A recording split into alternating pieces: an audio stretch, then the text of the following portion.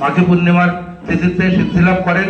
প্রথম যে চারটি কথা তিনি বলেছিলেন, মাস্টারমশাই একটু আগে বললেন, আমি আবার তার পুনরাবৃত্তি করি, সেই যে ওই কথাগুলো, যে এ যুগ মহাজাগরণের যুগ, এ যুগ মহামিলনের যুগ, এ যুগ মহাসমন্বয়ের যুগ, আর মে যুগ মহামুক্তির যুগ।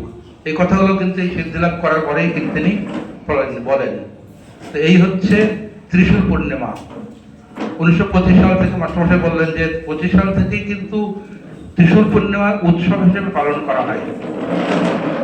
নির্দিষ্ট একটা পুকুরে হচ্ছে স্নান করানো হয়, দই, দুধ, ঘৃত এসব দিয়ে একজন সামনে যান এবং গুরু মহারাজ নিজে তার পিছন পিছন আসেন এবং দুই দিকে রাস্তায় সারিবদ্ধভাবে লোক সমাগম হয়ে এই ত্রিশূল থেকে অভ্যর্থনা জানিয়েছিলেন।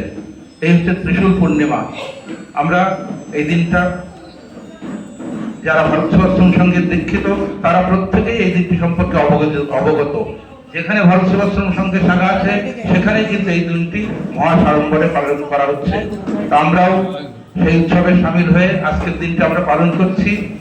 আমরা সংকল্প করব, গুরু মহারাজের স্মরণ নেব, তার পায়ে নিজেকে সফল করে সঁপে দেবো, তবেই কিন্তু আমরা আমাদের কাঙ্ক্ষিত লক্ষ্যে পৌঁছতে পারবো।